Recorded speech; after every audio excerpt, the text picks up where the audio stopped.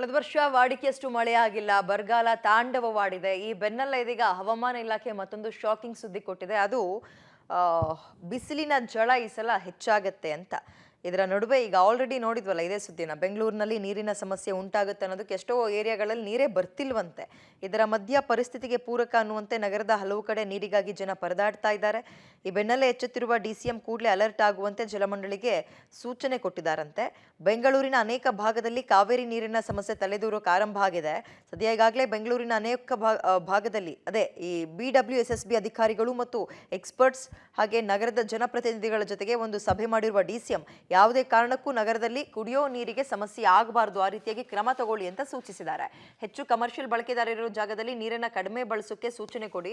ನಗರದ 260 ಕ್ರಿಟಿಕಲ್ ಜಾಗಗಳನ್ನು ಗುರುತು ಮಾಡಿದ್ದು ಜಲಮಂಡಳಿ ವಾಟರ್ ಪಾಯಿಂಟ್ಗಳಿಂದ ಈ ಜಾಗಗಳಿಗೆ ನೀರು ಸರಬರಾಜು ಮಾಡೋಕ್ಕೆ ತಯಾರಿ ಮಾಡೋದು, ಹಾಗೆ ಶೀಘ್ರವೇ ನಗರದಲ್ಲಿ ಕಾವೇರಿ ನೀರು ಸೋರಿಕೆ ತಡೆಯುವಂತೆ ಒಂದು ಸೂಚನೆಯನ್ನ ಕೊಟ್ಟಿದ್ದಾರೆ. ಈಗಾಗಲೇ ಮಾನ್ಯ ಉಪಮುಖ್ಯಮಂತ್ರಿಯವರ ನೇತೃತ್ವದಲ್ಲಿ ಒಂದು ಎಲ್ಲ ಜನಪ್ರತಿನಿಧಿಗಳ ಜೊತೆಗೆ ಒಂದು ಸಭೆಯನ್ನು ಮಾಡಲಾಗಿದೆ. ಆ ಸಭೆಯಲ್ಲಿ ಈಗಾಗಲೇ ಬರಗಾಲ ಇರೋದರಿಂದ, ನೀರಿನ ಕೊರತೆ ಅಭಾವ ಇರೋದರಿಂದ ಆದಷ್ಟು ನೀರನ್ನು ಸದ್ಬಳಕೆ ಮಾಡೋಕ್ಕೆ ನಾಗರಿಕರಿಗೆ ಒಂದು ಜಾಗೃತಿ ಮಾಡಿಸ್ಬೇಕಾಗುತ್ತೆ ಮೊದಲನೇ ಹಂತವಾಗಿ. ಎರಡನೇದಾಗಿ ನಮ್ಮ ಕಾವೇರಿ ಸ್ಟೇಜ್ 5 ವರ್ಕ್ಗಳು ನಡೀತಾ ಇದ್ದಾವೆ. ಅದು ಆದಷ್ಟು ಏಪ್ರಿಲ್ ಮೊದಲನೇ ವಾರದೊಳಗೆ ಕಂಪ್ಲೀಟ್ ಮಾಡಿ ಕಾವೇರಿಯಿಂದ ನೀರನ್ನು ಪೂರೈಕೆ ಮಾಡೋಕ್ಕೆ ಹೆಚ್ಚುವರಿ ಗಮನ ಕೊಡ್ತಾ ಇದ್ದೀವಿ. ಮೂರನೇದಾಗಿ ಎಲ್ಲಿ ಬಲ್ಕ್ ಕನ್ಸ್ಯೂಮರ್ಸ್ ಇದ್ದಾರೆ ಅವ್ರಿಗೆ ರೇಷನ್ ಕಡಿಮೆ ಮಾಡಿಕೊಂಡು ಡೊಮೆಸ್ಟಿಕ್ ಕನ್ಸಂಪ್ಷನ್ ಪರ್ಪಸ್ಗೆ ಜಾಸ್ತಿ ಮಾಡೋಕ್ಕೆ ವ್ಯವಸ್ಥೆ ಮಾಡ್ತಾಯಿದ್ದೀವಿ. ಅದು ಬಿಟ್ಟು ಎಲ್ಲೆಲ್ಲಿ ಕ್ರಿಟಿಕಲ್ ಏರಿಯಾಸ್ ಇದೆ ಒಂದು 2 ವಿಜಯನಗರ ವಿಧಾನಸಭಾ ಕ್ಷೇತ್ರದ ಅತ್ತಿಗುಪ್ಪೆಯ 14ನೇ ಮುಖ್ಯ ರಸ್ತೆಯಲ್ಲಿ ಡಾಂಬರೀಕರಣ ಮಾಡ್ತೀವಿ ಅಂತ ರಸ್ತೆ ಎಲ್ಲ ಕಿತ್ತಾಕ್ಬಿಟ್ಟಿದ್ದಾರೆ. ಅಯ್ಯೋ, ಈ ರಸ್ತೆ ಕಿತ್ತಾಕಿ 2 ತಿಂಗಳು ಇನ್ನೂ ಡಾಂಬರೀಕರಣ ಆಗಿಲ್ಲ. ಬರೀ ಜಲ್ಲಿ ಹಾಕಿ ಅದ್ರ ಮೇಲೆ ಜನ ಓಡಾಡ್ತಾ ಇದ್ದಾರೆ ಪಾಪ. ಕಳೆದ 2 ತಿಂಗಳಿಂದ ವಯಸ್ಸಾಗಿರೋರು, ಮಕ್ಕಳು, ಹೆಣ್ಣುಮಕ್ಕಳು ಎಲ್ರಿಗೂ ಸಮಸ್ಯೆನೇ. ವಯಸ್ಸಾಗಿರೋರಿಗೆ ಅಥವಾ ಹೆಣ್ಮಕ್ಳಿಗೆ, ಮಕ್ಳಿಗೆ ಮಾತ್ರ ಅಂತಲ್ಲ, ಎಲ್ರಿಗೂ ಓಡಾಡೋಕ್ಕೆ ಸಮಸ್ಯೆನೇ. ಅಲ್ಲಿ ವಾಹನಗಳು ಓಡಾಡೋಕ್ಕೂ ಪ್ರಾಬ್ಲಮ್ ಆಗ್ತಾ ಇದೆ. ದಯವಿಟ್ಟು ರಸ್ತೆ ಅಂತೂ ಕಿತ್ತಾಕಿದ್ದೀರಿ, ಬೇಗ ಸರಿ ಮಾಡಿಕೊಡಿ ಅಂತ ಅಲ್ಲಿನ ಜನ ಆಗ್ರಹಿಸ್ತಾ ಇದ್ದಾರೆ.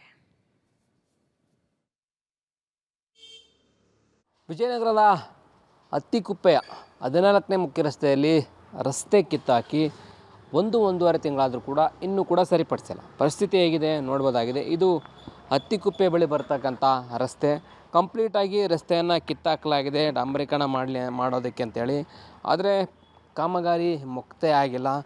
1-1.5-2 ತಿಂಗಳಾದರೂ ಕೂಡ ಇದೇ ಪರಿಸ್ಥಿತಿ ಇರ್ತಕ್ಕಂಥದ್ದು. ಜಲ್ಲಿ ಕಲ್ಲುಗಳನ್ನು ಹಾಕಿದ್ದಾರೆ. ಈ ಜಲ್ಲಿ ಕಲ್ಲುಗಳಲ್ಲಿ ಸಾರ್ವಜನಿಕರು ಓಡಾಡೋದಕ್ಕೆ ಸಾಧ್ಯ ಆಗಲ್ಲ. ವಯಸ್ಸಾಗಿರೋರಂತೂ ಓಡಾಡೋದಕ್ಕೆ ತುಂಬ ಕಷ್ಟ ಆಗುತ್ತೆ. ಹೀಗಾಗಿ ಇನ್ನೂ ಕೂಡ ಇದು ಪ್ರಗತಿಯಲ್ಲಿ ಇರ್ತಕ್ಕಂಥದ್ದು ತೀರಾ ಸಮಸ್ಯೆ ಆಗ್ತಾಯಿದೆ. ಈ ರೀತಿ ಆ ಕಾಮಗಾರಿ ಆರಂಭ ಆಗಿದ 15-20 ದಿನಗಳಲ್ಲಿ ಮುಗಿಸ್ಬೇಕಾಗಿತ್ತು. ಆದರೆ ತುಂಬ ಕಾಲಾವಕಾಶ ತೆಗೆದುಕೊಳ್ತಾ ಇರೋದ್ರಿಂದಾಗಿ ಇಲ್ಲಿನ ಸಾರ್ವಜನಿಕರಿಗೆ ತೀರಾ ಸಮಸ್ಯೆ ಆಗ್ತಾ ಇರ್ತಕ್ಕಂಥದ್ದು. ಈ ರೀತಿಯಲ್ಲಿ ರಸ್ತೆಯನ್ನು ಕಿತ್ತಾಕಿ ಜಲ್ಲಿಯನ್ನು ಹಾಕಿ ಹಾಗೆ ಬಿಟ್ಟಿರುವಂಥದ್ದು ಸಮಸ್ಯೆಗೆ ಎಡೆ ಮಾಡಿಕೊಡ್ತಾ ಇದೆ. ಸಾರ್ವಜನಿಕರು ಕೂಡ ಬೇಗ ಆದರೆ ಒಳ್ಳೆಯದು ಅಂತ ಹೇಳಲಾಗ್ತಾಯಿದೆ. ಇನ್ನೂ ಕೂಡ ಕೆಲಸ ಪ್ರಗತಿಯಲ್ಲಿ ಸಾಗ್ತಾ ಇರ್ತಕ್ಕಂಥದ್ದು. ಆದಷ್ಟು ಬೇಗ ಇಲ್ಲಿನ ಕ್ಷೇತ್ರದ ಶಾಸಕರು ಈ ಕೆಲಸವನ್ನು ಮುಗಿಸ್ಬೇಕಾಗತ್ತೆ. ಇಲ್ಲದೆ ಹೋದರೆ ತೀರಾ ಸಮಸ್ಯೆ ಆಗುವ ಸಾಧ್ಯತೆ ಇದೆ. ಇನ್ನೊಂದು 2-3 ಅಥವಾ ಇನ್ನೊಂದು ವಾರದಲ್ಲಿ ಇದನ್ನು ಮುಗಿಸ್ತಾರಾ ಅಂತೇಳಿ ಕಾದು ನೋಡಬೇಕಾಗಿದೆ. ಕ್ಯಾಮ್ರಾ ಪರ್ಸನ್ ಯಶವಂತ್ ಜೊತೆ ಲೋಕೇಶ್ ಕೊಡೋದಲ್ಲ, ಪಬ್ಲಿಕ್ ಟಿವಿ ಬೆಂಗಳೂರು. ಸ್ಟಾಕ್ ಮಾರ್ಕೆಟ್ನಲ್ಲಿ ಹಣ ಹಾಕ್ಬಿಡೋಣ, ಕೈ ತುಂಬ ಡಬಲ್ ದುಡ್ಡು ಒಂದೇ ಸಲ ಸಿಗುತ್ತೆ ಅಂತ ಎಷ್ಟೋ ಜನ ಆಸೆಗೆ ಬಿದ್ದು ಹಣ ಹಾಕಿರ್ತಾರೆ. ಅದೇ ರೀತಿಯಾಗಿ 1 ಕೋಟಿಯಷ್ಟು ಇಲ್ಲೊಬ್ಬ ಹಣ ಹಾಕಿದ್ದಾನೆ ಸ್ಟಾಕ್ ಮಾರ್ಕೆಟ್ನಲ್ಲಿ. ಬಟ್ ವಂಚಕರು ಆತನಿಗೆ ಒಂದು ವಂಚಿಸಿರುವಂತಹ ಘಟನೆ ನಡೆದಿದೆ. ಬೆಂಗಳೂರಿನಲ್ಲಿ ಒಬ್ಬ ಟೆಕ್ಕಿ ಸೇರಿದಂತೆ 3ವರಿಗೆ 2 ಕೋಟಿಯಷ್ಟು ಹಣ ಹಾಕಿಸ್ಕೊಂಡು ವಂಚನೆ ಮಾಡಿದ್ದಾರೆ.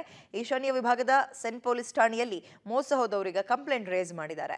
ಸೋಷಿಯಲ್ ಮೀಡಿಯಾದ ಮೂಲಕ ಸ್ಟಾಕ್ ಮಾರ್ಕೆಟ್ನಲ್ಲಿ ದುಪ್ಪಟ್ಟು ಹಣ ಸಂಪಾದನೆ ಮಾಡೋದ್ರ ಬಗ್ಗೆ ಮಾರ್ಕೆಟಿಂಗ್ ಮಾಡ್ತಾರಂತೆ ಈ ಕಿರಾತಕರು. ವಾಟ್ಸ್ಆಪ್, ಟೆಲಿಗ್ರಾಮ್ ಮೂಲಕ ಜನರನ್ನ ಸೆಳೆದು ಹಣವನ್ನು ಪಡೆದು ಕೊನೆ ಕೈ ಎತ್ತೋದು, ಅಂದ್ರೆ ವಂಚನೆ ಮಾಡೋದು. ನಮ್ಮ ಸೆಂಟ್ ಸ್ಟೇಷನ್ ಅಲ್ಲಿ ಸುಮಾರು 3 ಕೇಸಸ್ ಸ್ಟಾಕ್ ಟ್ರೇಡಿಂಗ್ ವಿಚಾರವಾಗಿ ರಿಜಿಸ್ಟರ್ ಆಗಿದೆ. ಇದರಲ್ಲಿ ಟೆಲಿಗ್ರಾಮ್ ಮತ್ತು ವಾಟ್ಸಾಪ್ನಲ್ಲಿ ನಾವು ಸ್ಟಾಕ್ ಟ್ರೇಡಿಂಗ್ ಬಗ್ಗೆ ಅಡ್ವೈಸ್ ಕೊಡ್ತೀವಿ. ಶೇರ್ಸ್ ಹೇಗೆ ಪರ್ಚೇಸ್ ಮಾಡಬೇಕು, ಸೆಲ್ ಮಾಡಬೇಕು ಅಂತ ಹೇಳಿ ಅಡ್ವೈಸ್ ಕೊಡ್ತೀವಿ ಅಂತ ಹೇಳ್ಬಿಟ್ಟು ಗ್ರೂಪ್ ಕ್ರಿಯೇಟ್ ಮಾಡ್ಕೊಳ್ತಾರೆ. ಮತ್ತು ಯಾರು ವಿಕ್ಟಿಮ್ ಇರ್ತಾರೆ ಅವರಿಗೆ ಇವರು ಸ್ಟಾಕ್ ಅಡ್ವೈಸ್ ಕೊಡ್ತಾ ಇರ್ತಾರೆ. ಮತ್ತು ಆ ಗ್ರೂಪ್ನಲ್ಲಿ ಇತರೆ ಜನ ಕೂಡ ಪಬ್ಲಿಕ್ ಅಂತ ಹೇಳ್ಬಿಟ್ಟು ಆ್ಯಡ್ ಆಗಿರ್ತಾರೆ. ಅವ್ರು ನಮಗೆ ಈ ಸ್ಟಾಕ್ ಅಡ್ವೈಸಿಂದ ಬಹಳ ಹೆಲ್ಪ್ ಆಗಿದೆ, ನಮ್ಮದು ದುಡ್ಡು ಡಬಲ್ ಆಗಿದೆ ಅಂತ ಹೇಳ್ಬಿಟ್ಟು ಕಂಟಿನ್ಯೂಸ್ ಆಗಿ ಮೆಸೇಜ್ ಹಾಕ್ತಾ ಇರ್ತಾರೆ. ಅದೇ ಪ್ರಕಾರ ಇವ್ರ ನಂತರದಲ್ಲಿ ನಮ್ಮದು ಕೂಡ ಒಂದು ಸ್ಟಾಕ್ ಟ್ರೇಡಿಂಗ್ ಪ್ಲ್ಯಾಟ್ಫಾರ್ಮ್ ಇದೆ. ಇದು ಆ್ಯಪ್ ಇರ್ಬೋದು ಅಥವಾ ವೆಬ್ಸೈಟ್ ಇರ್ಬೋದು. ಅದ್ರದ್ದು ಡೀಟೇಲ್ಸ್ ಕಳಿಸ್ಬಿಟ್ಟು ಇದರಲ್ಲಿ ನೀವು ಸ್ಟಾಕ್ ಟ್ರೇಡಿಂಗ್ ಮಾಡ್ಬೋದು ಅಂತ ಹೇಳಿಬಿಟ್ಟು ಮಾಹಿತಿ ಕೊಡ್ತಾರೆ. ಆ ಸಮಯದಲ್ಲಿ ಆ ಗ್ರೂಪಲ್ಲಿರೋ ಬೇರೆ ಪಬ್ಲಿಕ್ ಮೆಂಬರ್ಸ್ ಕೂಡ ಹೇಳ್ತಾರೆ, ನಾವು ಇದರಲ್ಲಿ ಇಷ್ಟು ದುಡ್ಡು ಹಾಕಿದ್ವಿ, ನಮಗೆ ಇಷ್ಟು ದುಡ್ಡು ಆಯಿತು ಅಂತ ಹೇಳ್ಬಿಟ್ಟು ಸ್ಕ್ರೀನ್ಶಾಟ್ ಕಳಿಸೋದೆಲ್ಲ ಮಾಡ್ತಾರೆ. ಅದಾದಮೇಲೆ ವಿಕ್ಟಿಮ್ ಕೂಡ ಈ ಆ್ಯಪ್ನ ಇನ್ಸ್ಟಾಲ್ ಮಾಡಿ ಅಥವಾ ವೆಬ್ಸೈಟಲ್ಲಿ ಲಾಗಿನ್ ಆಗಿಬಿಟ್ಟು ದುಡ್ಡು ಹಾಕಲಿಕ್ಕೆ ಶುರು ಮಾಡ್ತಾರೆ. ಬಟ್ ಯಾವಾಗ ಇವ್ರಿಗೆ ದುಡ್ಡು ವಿಡ್ರಾ ಮಾಡಬೇಕು ಅಂತ ಹೇಳಿಬಿಟ್ಟು ಅನಿಸುತ್ತೆ, ಆ ದುಡ್ಡು ವಿಡ್ರಾ ಮಾಡಲಿಕ್ಕೆ ಇವರು ಅನುಕೂಲ ಮಾಡಿ ಕೊಡೋದಿಲ್ಲ. ಅದಕ್ಕೆ ಎಕ್ಸ್ಟ್ರಾ ಚಾರ್ಜ್ ಮಾಡಲಿಕ್ಕೆ ಶುರು ಮಾಡ್ತಾರೆ. ಮತ್ತು ಅದು ಆವಾಗ ವಿಕ್ಟಿಮ್ಗೆ ಫ್ರಾಡ್ ಅಂತ ಗೊತ್ತಾಗುತ್ತೆ. ಮತ್ತು ಗ್ರೂಪಲ್ಲಿ ಯಾರ್ಯಾರು ಪಬ್ಲಿಕ್ ಅಂತ ಹೇಳಿಬಿಟ್ಟು ಮೆಸೇಜ್ ಹಾಕ್ತಾಯಿದ್ರು, ನಮಗೆ ಇದರಿಂದ ಅನುಕೂಲ ಆಗಿದೆ, ನಮ್ಮದು ಕೂಡ ಪ್ರಾಫಿಟ್ ಆಗಿದೆ ಅಂತ, ಅವರೆಲ್ಲ ಅಕ್ಯೂಸ್ಡ್ ಕಡೆಯವರೇ ಇರ್ತಾರೆ. ಸೊ ಗ್ರೂಪ್ನಲ್ಲಿ ಬರೀ ಒಬ್ಬರು ಅಥವಾ ಇಬ್ಬರು ವಿಕ್ಟಿಮ್ಗಳು ಮಾತ್ರ ಇರ್ತಾರೆ, ಉಳಿದಿದ್ದು 30 ಜನ ಕೂಡ ಅಕ್ಯೂಸ್ಡ್ ಕಡೆಯವರು ಇರ್ತಾರೆ. ಸೊ ಈ ಥರ ಜನ ದುಡ್ಡು ಕಳ್ಕೊಳ್ತಾ ಇದ್ದಾರೆ. ಮತ್ತು ನಮ್ಮಲ್ಲಿ ಇಲ್ಲಿವರೆಗೆ 3 ಕೇಸ್ ರಿಜಿಸ್ಟರ್ ಆಗಿದೆ. ಆ 3 ಕೇಸ್ದು ತನಿಖೆ ನಡೀತಾ ಇದೆ. ಒಬ್ಬರದ್ದು ಸುಮಾರು 14 ಲಕ್ಷ ಫ್ರಾಡ್ ಆಗಿದೆ, ಇನ್ನೊಬ್ರದ್ದು 20 ಲ್ಯಾಕ್ಸ್ ತನಕ ಫ್ರಾಡ್ ಆಗಿದೆ, ಒಬ್ಬರು ಮಾತ್ರ ಸುಮಾರು. ಈಗ ಆಲ್ರೆಡಿ ಸೋಷಿಯಲ್ ಮೀಡಿಯಾಗಳಲ್ಲಿ ನಿಮ್ಮ ವಾಟ್ಸಪ್ ಅಥವಾ ನಾರ್ಮಲ್ ಮೆಸೇಜ್ಗೂ ಕೂಡ ಇದರ ಮಾರ್ಕೆಟಿಂಗ್ ಮೆಸೇಜ್ಗಳು ಬರುತ್ತೆ ನೋಡಿ, ಹಣ ದುಪ್ಪಟ್ಟಾಗತ್ತೆ, ನೀವು ಹಾಕ್ಬೋದು ಅಂತೆಲ್ಲ. ಸ್ಟಾಕ್ ಮಾರ್ಕೆಟ್ನಲ್ಲಿ ಹಣ ಹಾಕಿ ದುಪ್ಪಟ್ಟು ಹಣವನ್ನು ಮಾಡ್ಕೊಂಡಿರೋರು ಇದ್ದಾರೆ. ಬಟ್ ಅದನ್ನೇ ಬಳಸ್ಕೊಂಡು ಮೋಸ ಮಾಡುವಂತಹ ಜಾಲ ಕೂಡ ಬಹಳ ದೊಡ್ಡದಾಗಿದೆ. ಅದನ್ನೇ ಪೊಲೀಸರು ಹೇಳ್ತಾ ಇದ್ದಿದ್ದು, ಬಹಳ ಬಿ ಕೇರ್ಫುಲ್ ಈ ವಿಚಾರದಲ್ಲಿ ಅಂತ. ಲಕ್ಷ ಅಲ್ಲ, ಕೋಟಿ ಹಣ ಹಾಕಿಸ್ಕೊಂಡು ಪಂಗನಾಮ ಹಾಕಿರುವಂತಹ ಘಟನೆ ಇದು. ಬೆಂಗಳೂರಿನಲ್ಲಿ ಒಬ್ಬ ಟೆಕ್ಕಿ ಸೇರಿದಂತೆ ಇನ್ನೊಂದು 3 ಒಟ್ಟು 2 ಕೋಟಿಯಷ್ಟು ಹಣವನ್ನು ಹಾಕಿಸ್ಕೊಂಡು ವಂಚನೆ ಮಾಡಿದ್ದಾರೆ. ಪಾಪ ಅವರಿಗೆ ಆಮೇಲೆ ಗೊತ್ತಾಗಿದೆ. ನೋಡಿ, ಈ ರೀತಿಯ ಮೆಸೇಜ್ಗಳು ಬರುತ್ತೆ, ಗ್ರೂಪ್ ಕ್ರಿಯೇಟ್ ಮಾಡಿರ್ತಾರೆ. ಅದು ಹೆಂಗೆ ಹೋಗುತ್ತೋ ಗೊತ್ತಿಲ್ಲ, ಅವ್ರಗಳ ಗ್ರೂಪಿಗೆ ನಮ್ಮನ್ನು ಆ್ಯಡ್ ಮಾಡಿಬಿಟ್ಟಿರ್ತಾರೆ. ನಂಬರ್ಗಳು ಹೇಗೆ ಸಿಗುತ್ತೋ ಗೊತ್ತಿಲ್ಲ. ಇವೆಲ್ಲವೂ ಕೂಡ ಸೈಬರ್ ವಂಚಕರ ಜಾಲ ತುಂಬಾ ಆ್ಯಕ್ಟಿವ್ ಆಗಿದೆ. So be careful. ಸ್ಟಾಕ್ ಮಾರ್ಕೆಟ್ನಲ್ಲಿ ಹಣ ಹಾಕೋಕ್ಕಿಂತ ಮುಂಚೆ ಯಾವುದು ಸರಿ ಯಾವುದಿದು ಇವೆಲ್ಲವನ್ನು ನೋಡ್ಕೊಂಡು ಹಾಕಿದ್ರೆ ಬಹಳ ಒಳ್ಳೆಯದು. ಗೊತ್ತಿರೋರು ಹ್ಯಾಂಡಲ್ ಮಾಡಿದ್ರೆ ಒಳ್ಳೆಯದು, ಸೇಫ್ ಆಗಿರ್ತೀರಿ.